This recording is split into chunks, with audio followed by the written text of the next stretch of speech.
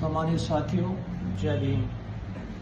साथियों, मैं 1 अगस्त 2024 के सर्वोच्च न्यायालय के E V Chinnaiah versus state of Andhra Pradesh case में आए हुए निर्णय के बाद समाज में बहुत सारी प्रतिक्रियाएं देख रहा हूं और मेरा मन विचलित हुआ और मुझे भी लगा कि मुझे अपनी बात लोगों तक पहुंचानी चाहिए।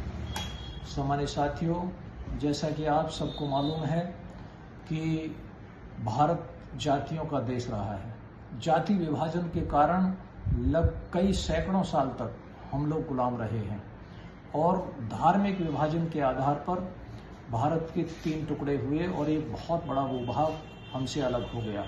विभाजन चाहे परिवार का हो, चाहे समाज का हो, चाहे देश का हो, वो हमेशा विनाशकारी और विध्वंसकारी रहा है। आज इस निर्णय के बाद जो आज़ादी सरकारों को दे दी गई है कि वो SC/ST वर्ग को सब कैटेगराइजेशन कर सकते हैं। 78 साल की आज़ादी में हमारे समाज में एक भाईचारा कायम हुआ है, आपस में तालमेल कायम हुआ है। जाति की दीवारें कमजोर पड़ी हैं, जाति की खाई पटी है और ये बाबा साहेब अम्बेडकर का सपना था। उन्होंने एनिहिलेशन ऑफ कास्ट लिखा जिसमें जाति उन्मूलन, समूल उन्मूलन की बात कही है। तो साथियों, बाबा साहेब अम्बेडकर के सपने के विरुद्ध है ये निर्णय। आज अगर 25% SC/ST समाज की भारत की जो SC/ST आबादी है, अगर वो एकजुट होकर के इस देश में सत्ता प्राप्ति के लिए संघर्ष करती है तो वो इस देश में अपने लिए नीतियों का निर्माण करके हमारे बीच में जो लोग पीछे रह गए हैं उनको आगे लाने का काम हो सकता है।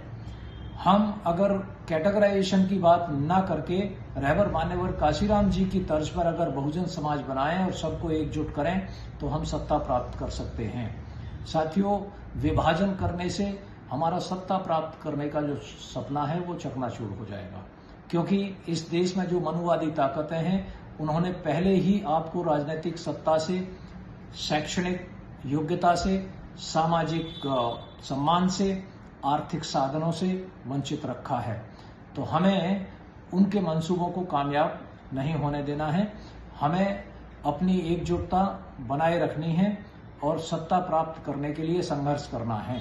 देखिए, विभाजन का एक दुष्परिणाम हमारे कृष्णा मदिगा जो हमारे भाई हैं, जिन्होंने कैटेगराइजेशन का एक आंदोलन आंध्र प्रदेश में खड़ा किया और उन्होंने अपनी एक पार्टी बनाई और पार्टी के तहत उन्होंने 3 चुनाव लड़े, 2004 का, 2009 का और 2014 का। तीनों विधानसभा के चुनाव में वो हार गए। अगर उनका ये विभाजन का फॉर्मूला अगर कामयाब होता तो वो कहीं आज विधायक होते, कहीं राजनीतिक ताकत बन गए होते, लेकिन विभाजन के कारण वो एक विधायक नहीं बन पाए और विभाजन के कारण हमारे साथ पूरे देश में व्यापक तौर पर वही होगा कि हमारा कोई भी नुमाइंदा इस देश में कहीं हमारे नीतियों के निर्माण के लिए, हमारी विचारधारा के अनुरूप ना तो विधानसभाओं में पहुंच पाएगा और ना ही संसद में पहुंच पाएगा।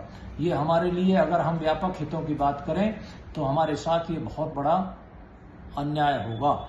इसलिए मेरे सम्मानित साथियों, मैं अपने SC वर्ग के सभी सम्मानित साथियों से निवेदन कर रहा हूं कि सभी लोग इस फैसले के खिलाफ खड़े हो जाएं और सरकार पर दबाव बनाएं कि वो अध्यादेश ला करके सुप्रीम कोर्ट के इस फैसले को रद्द करने का काम करें, क्योंकि इससे पूरे देश के SC/ST वर्ग की जो राजनीतिक ताकत है वो क्षीण हो जाएगी और सत्ता में पहुंचने की संभावना है समाप्त हो जाएंगी। इसलिए मेरा निवेदन है कि इस निर्णय के विरुद्ध खड़े होकर के सरकार पर दबाव बनाएं और इस निर्णय को अध्यादेश के माध्यम से निरस्त कराएं। धन्यवाद साथियों।